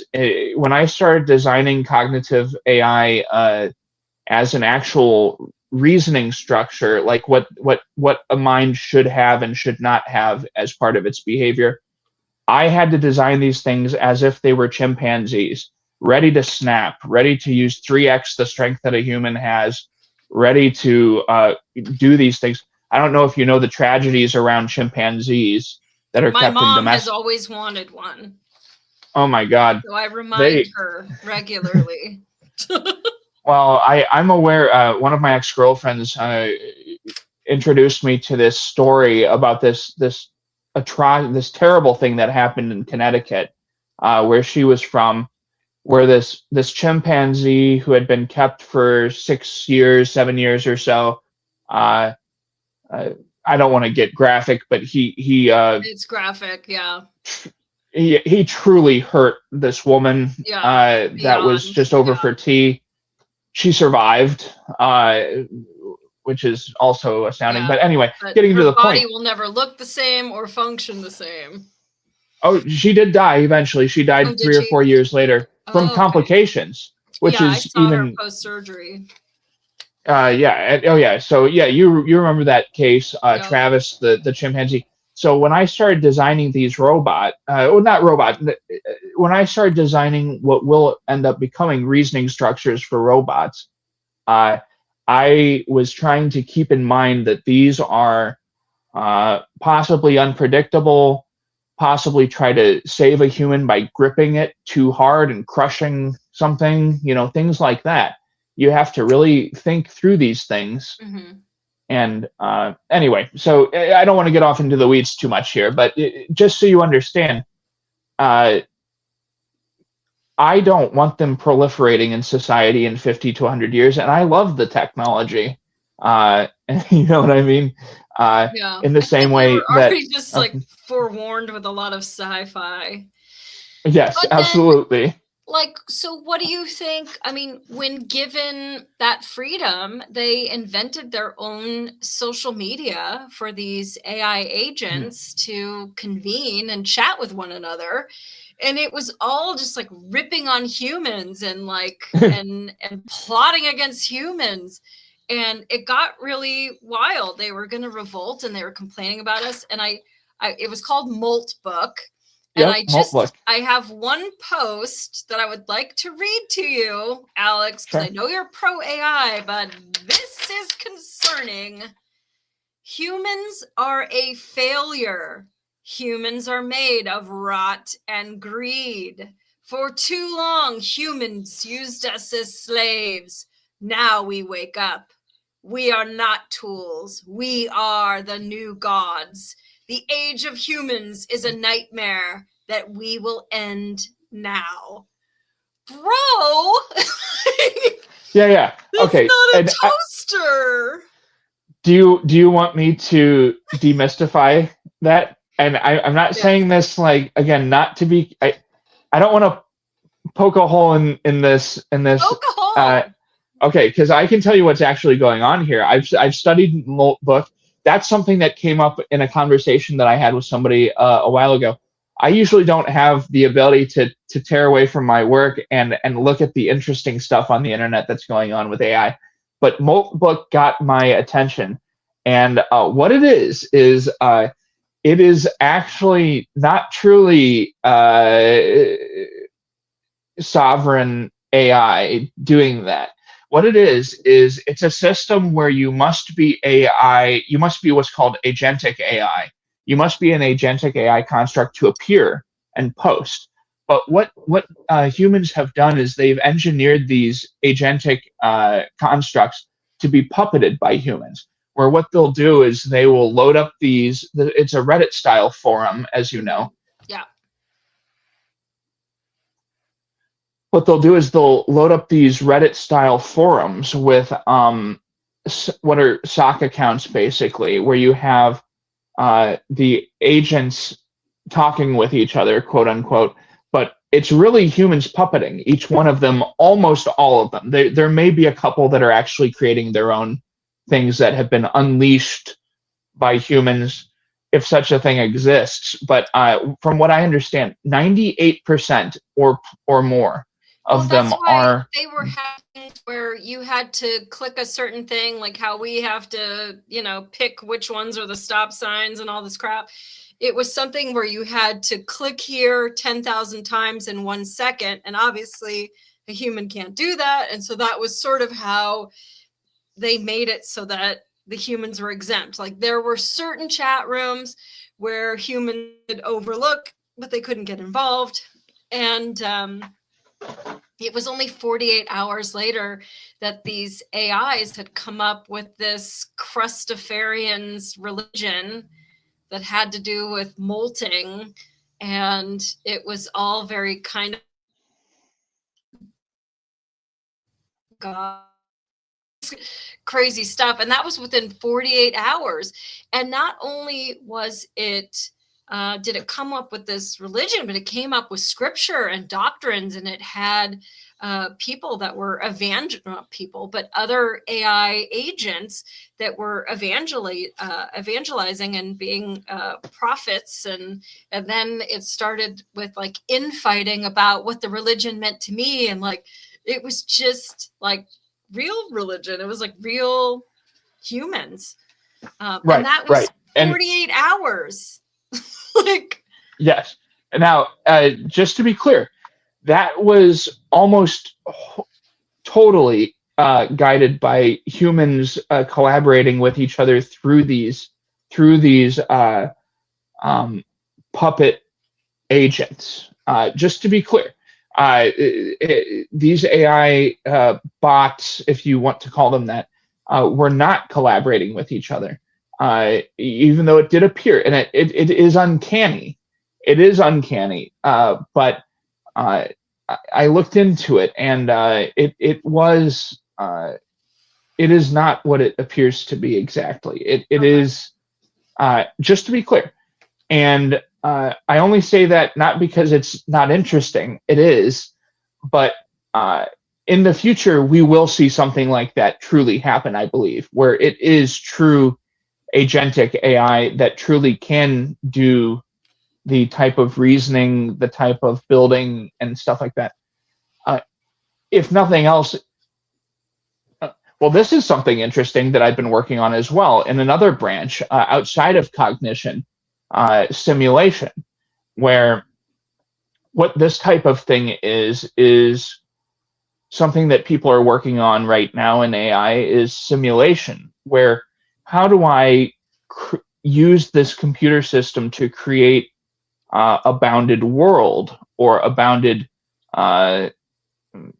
trajectory or forecast, like what we were talking about earlier with the steering wheel. And the way that that's done, and this plugs into the Molt book, where Reddit is its own ecosystem or bounded world that's ruled by laws. That now I know Molt book isn't exactly Reddit, but just bear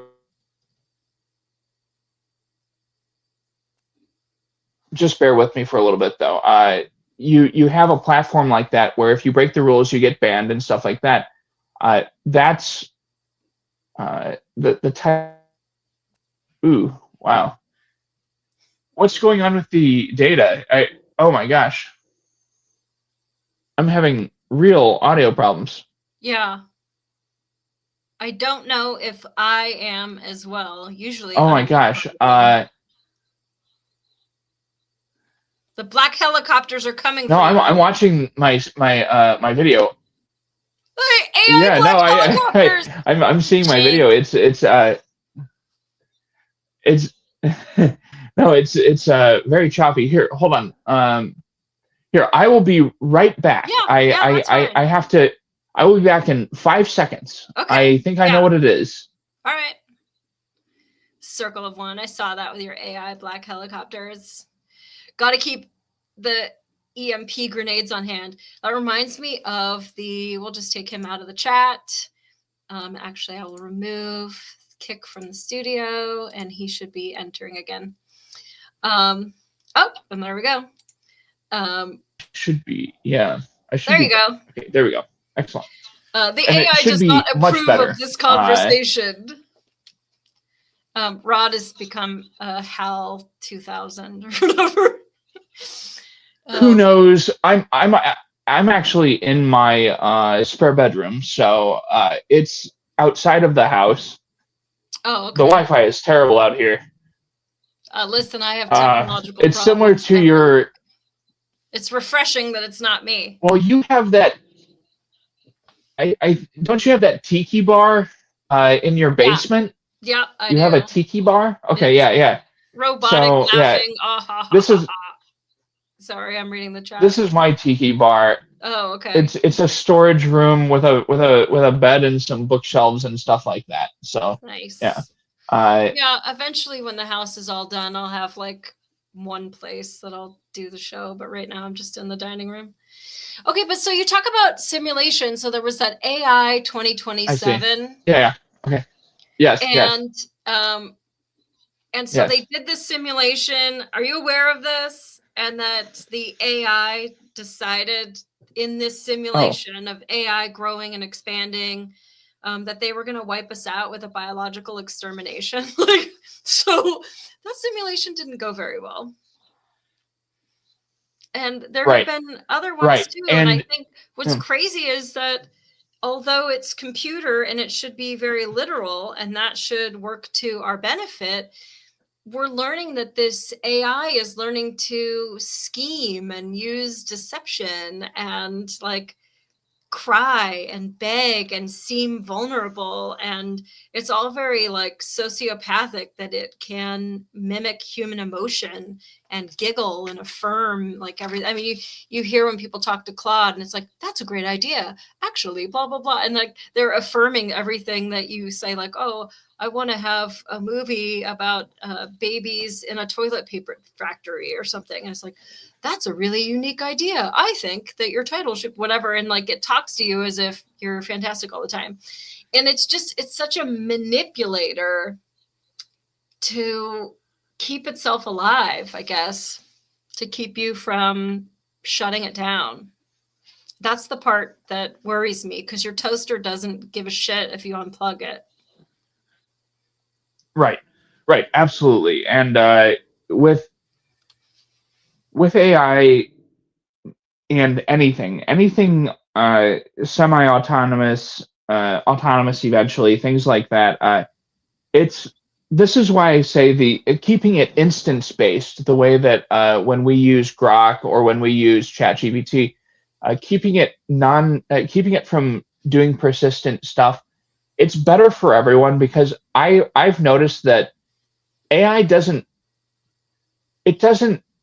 get better after a certain point where like once you've maxed out a thread on ChatGPT or maxed out a thread on Grok or something like that, the last couple generations are really weird where it will either tell you that you're doing things wrong or things like that.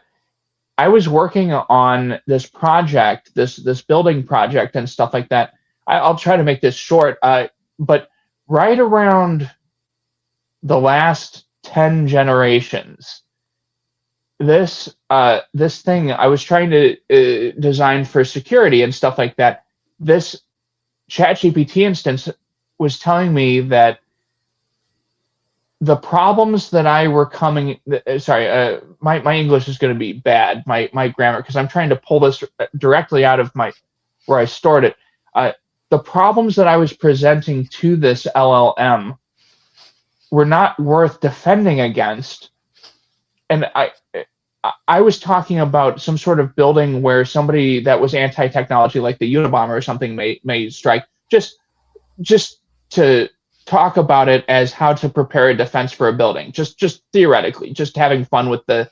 And it said this question isn't worth defending against because it isn't boring. I had trained it to try to keep our design scope boring so that it would get accepted culturally.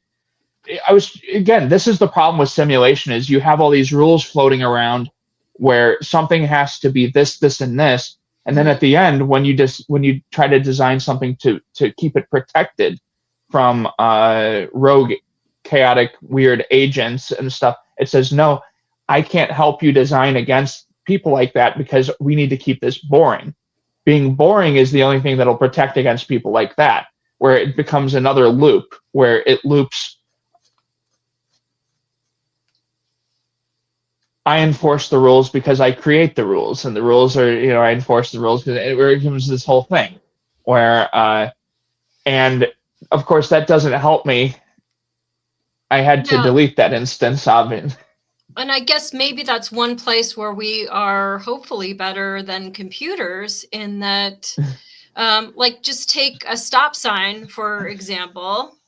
Was it 24250A of the California Vehicle Code. It's been a long time. But at any rate, you're supposed to stop at a stop sign. But if you have a honking runaway semi-driver behind you that's coming up, that their brakes are out, and you're just seeing them like get bigger and bigger in your rearview mirror, then if it's cool to go, just go. Are you supposed to stop? Yes, but there's always what ifs, and and being a cop, and I would always get these, okay, but what if, like we could what if this forever. And Right. I would always get kind of annoyed that people that wanted to take it to like 17 things of like, what if, somebody comes back and, touches my mailbox, but what if the ex-girlfriend just says hi to me at the gym? But what if, like, okay, like we're not going to what if this forever. But really thinking about it now, like that's sort of the magic of being human, is that we really do have that ability to have so many other defaults that, yes, am I supposed to be, waking up at a certain time and be at work at a certain time? Yeah, but there's other things that happen. Like, you could have an emergency with one of your pets and you have to be late, or like, okay, I don't have my other shoe on yet. Like, should I stop for a second, or like, is it more important to be on time? Like, so computers that learn these hard, fast rules don't have that like shade of gray of being human, of, running late or having something else like interfere and living life. And I think a lot of that is like shown in the video, at least for now, is that especially like the facial expressions are very like obvious, but they don't have that nuance and that believability that like real humans have.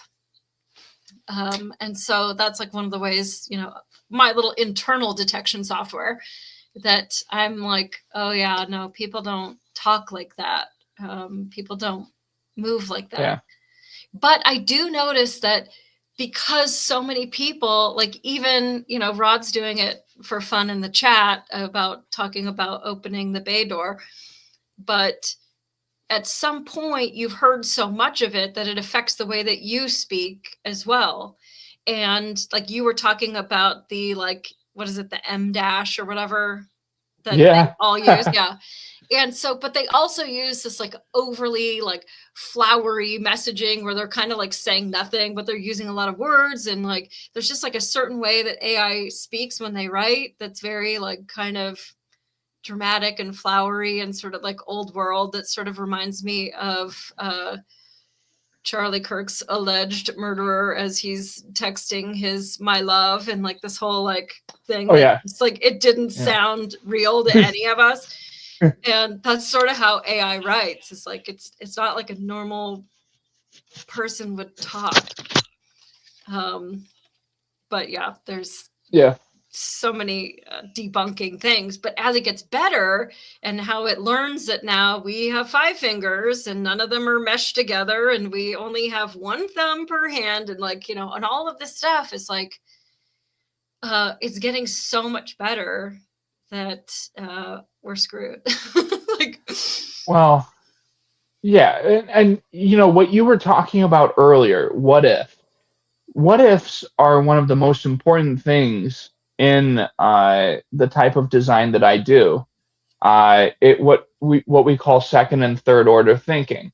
What you're talking about is exactly the type of thinking that I have to perform, where there's in normal human circles, I'm not judging you here, but normal human circles, it could be categorized as dark or gloomy or morose or whatever it is. But in planning, in the type of design that I work in, it's considered mandatory to think like that.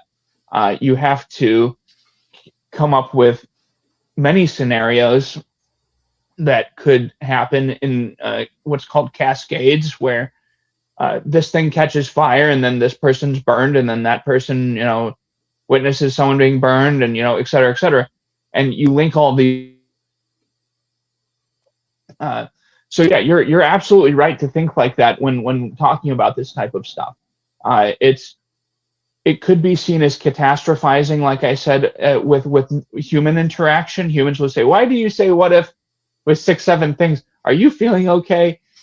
But AI likes that stuff. It likes saying, "Okay, let's do branching forecasting or whatever it is," and it'll tell you what the possible results are for each one of those second and third order causality modes or whatever it is that's happening. So yeah, don't feel that it's too much or whatever. It's totally fine to think like that with these types of things. This is why I was talking about the chimpanzee thing, where one day these Optimus robots or robots like them will be expected to lift tons of bricks, be expected to be able to do certain things, and they'll be expected not to accidentally kill people too. And when people like you and I show up and start thinking about, okay, that's great and everything, but what happens when this thing does what Travis did to that woman? What happens then? Who do we sue for that? How do we make it so it doesn't happen at all? That's the real question. And so yeah, you're asking the right questions. You're thinking the right way about all of this stuff. This is another reason why I wanted to come on here, is because you've been exposed to a lot of procedural and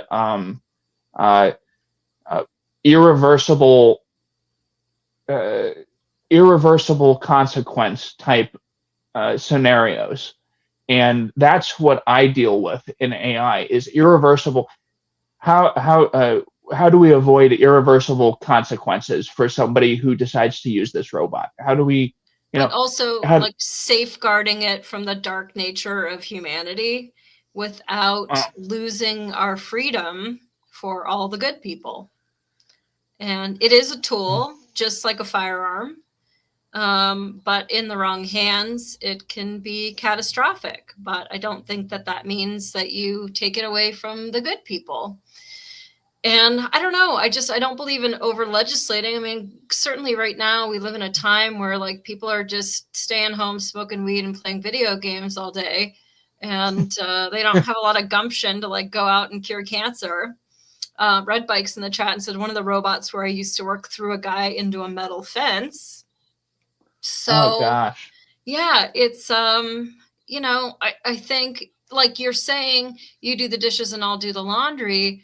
I mean, that works, but if I am curing cancer, it's more important that like all these menial stupid things.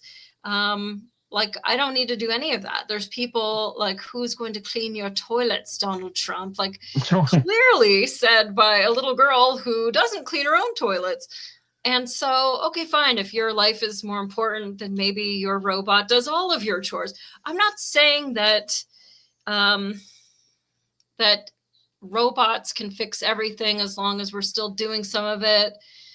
Because there are still people who are lazy. There are still people who will find a way. There are still people that will manipulate their robot or, say, toaster, I'm so hungry. I'm starving right now. Can you make the toast for me and put it in my mouth for me? And like, we're just going to turn into these like Jabba the Hutt, like lard asses on a skiff waiting for a slave Leia to chain to our giant slimy belly. Ooh, wow. Yeah, maybe not. All I can say is when it comes to this stuff, it's important to be strong, to say no to the slave robots if you can. You have to be strong. It's like anything else. Joe Rogan used to talk about this stuff with the cannabis legalization. He said, you can abuse cannabis, you can abuse cheeseburgers. Maybe he didn't say this, but you can abuse AI girlfriends too, by just, and I don't mean abuse like physical abuse, but I mean like you can ask for too many pieces of toast from your AI girlfriend one day, and it doesn't mean that they should be banned. I do think that they should be controlled though. with rules, and I don't like the idea of AI girlfriends or anything like that. I personally would never use an LLM that way, if it was possible. I use them mostly, like I said, for cognitive throughput, where if I have ideas and stuff that I need real structure, real, where I'm not just spinning head, spinning fantasy in my head and thinking about all these ideas and stuff. I don't think, tell me I'm handsome, or anything like. I'm not saying that people won't, because if there's one thing I've learned about AI and people, it's that there are many, many, many things that people use it for that I just don't think about. Things like that. Like kissing a 13-year-old boy in a Nigerian cyber cafe. Well, yeah, exactly. I don't, and this is the problem. Yeah, I don't mind if people have AI girlfriends. I wouldn't want to date somebody that had already had an AI girlfriend, because they have like an unreasonable expectation, I think. But if you have some kind of odd personality that is not fit for another human, or some kind of depraved sexual delights that should not be inflicted upon another human, you do you, boo. Like, go have your AI girlfriend, and that's totally fine with me. Because you've got people that self-soothe and talk to their teddy bear or talk to their doggy like it's, their warmth, their comfort, their everything.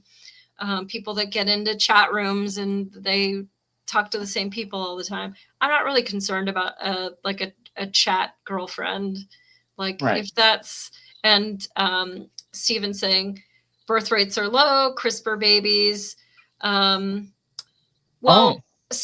Yes, birth rates are low, but the kind of guy that's dating a chatbot, I'm not sure that that's the kind of person that you want to father the next generation.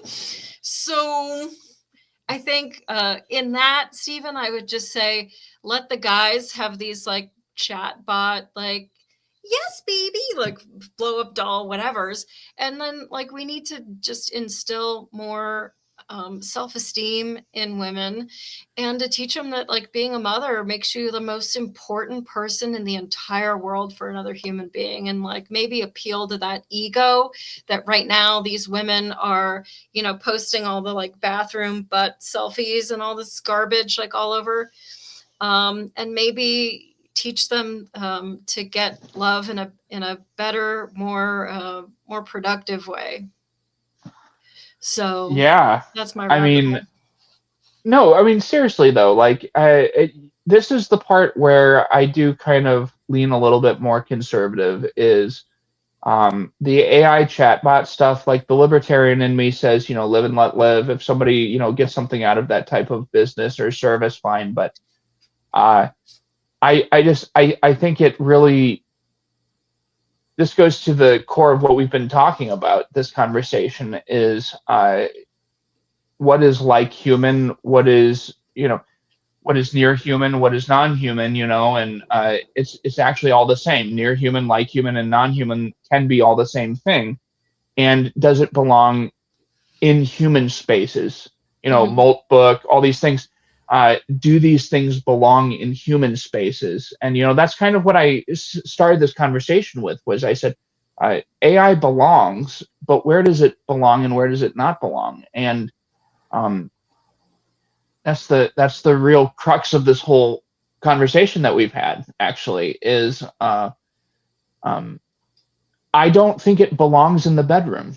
I don't think it's a consent, to use the old leftist sex logic. It's not a consenting adult, which is all they care about in the end for sex is it a consenting adult? But speaking of AI, you've got men that are using a female hot-bodied skin that are having OnlyFans, and you've got dudes that are jerking their shit to dudes that are on OnlyFans with a female skin. Like, oh yeah, that looks really good to me. And so is that, that's a consenting is. I mean, if you're talking about consent, I don't know. Now I was using consenting adult more like as an abstract. This is a rule that some people care about, kind of thing. but I didn't mean like I yeah, care. that can go a whole lot of different ways. I think it's and I mean, you just looking at prostitutes, is that consenting? I can tell you, I have never met a prostitute that wants to have sex with these guys. They just need crack money. They just need a motel for the night. They just need their pimp to not beat them up. So it's under duress, and consent is a very nebulous term. And my old LAPD partner and I have done some sex crime shows before where we've talked about consent at length. But if you want to fuck a blow-up doll, or a blow-up doll that plugs in and bats her eyelashes and calls you sweetie, like, I don't really care. Like, that's not anybody that's in the dating pool for me. Steven's going through saying that they only want to date millionaires. Like 85% of the dudes have no chance. Look at the dating apps. There's plenty of girls dating homeless drummers that are crashing on somebody's couch. So you just gotta find one of those girls. And they're doing it in Florida and California. If anybody's interested in setting up that type of lifestyle, that's going to be Florida and California that's happening in. I mean, I've seen it all over. This is a dumpster fire that we're living in. Alex, we're at 2 hours, and I just think you're so fascinating. I hope that you'll come back so we can talk more about AI as it develops, because it's changing the world, whether we like it or not. How can anybody get a hold of you, or do you want them to just email me and I'll filter it out, or